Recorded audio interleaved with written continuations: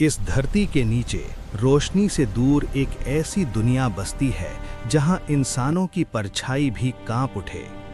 ये है नागलोक, रहस्यों, मंत्रों और पंचमुखी भयानक नागों की दुनिया।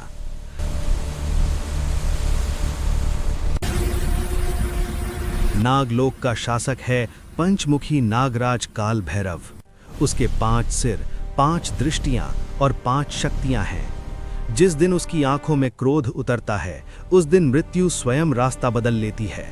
देवताओं का वरदान और दुष्टों के लिए काल, यही है नागराज काल भैरव।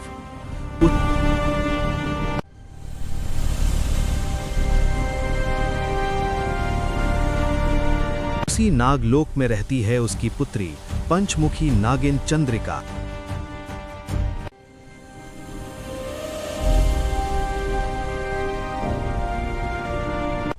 नागिन चंद्रिका, वो जितनी सुंदर है उतनी ही भयानक भी। उसकी 5 आंखों में चमक है, जिज्ञासा है और उसके हृदय में एक इच्छा, इंसानों की दुनिया को देखने की। लेकिन हर डरावनी कहानी में एक ऐसा पात्र भी होता है जो डर को हंसी में बदल देता है।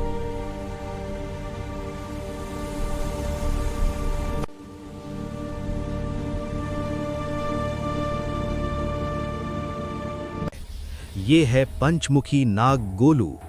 उसके 5 सिर 5 अलग अलग बातें करते हैं।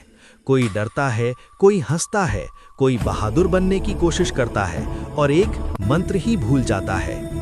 एक दिन गोलू से एक छोटी सी गलती हो जाती है। मंत्र का एक शब्द उल्टा पड़ जाता है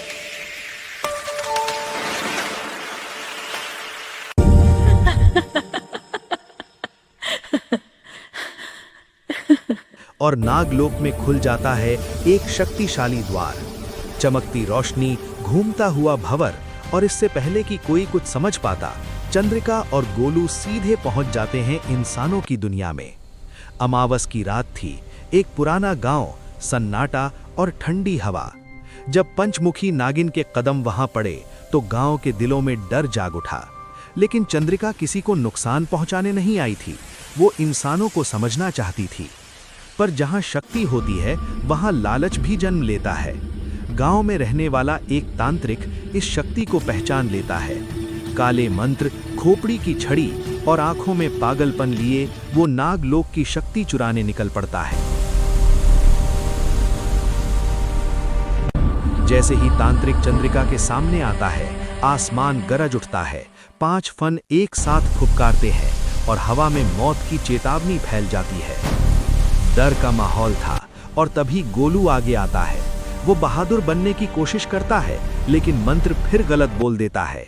इस बार मंत्र उल्टा तांत्रिक पर ही पड़ जाता है। तांत्रिक हवा में घूमने लगता है, अजीब अजीब हरकतें करता है और अंत में जोर से गिरकर बेहोश हो जाता है। डर हंसी में बदल जाता है। गांव के लोग हैरान भी हैं और मुस्कुरा भी रहे हैं। तभी आकाश में बिजली चमकती है, बादल फटते हैं और स्वयं पंचमुखी नागराज काल भैरव प्रकट होते हैं। उनके आते ही धरती कांप उठती है। पूरा गांव नतमस्तक हो जाता है। चंद्रिका आगे बढ़कर कहती है, पिताजी, इंसान बुरे नहीं हैं, डर ही उन्हें गलत बना देता है। नागराज की 5 आंखों में शांति उतर आती है। वो गांव को आशीर्वाद देते हैं। तांत्रिक को उसके कर्मों की सजा मिलती है। यह कहानी अच्छी लगी तो चैनल को लाइक एंड सब्सक्राइब करें।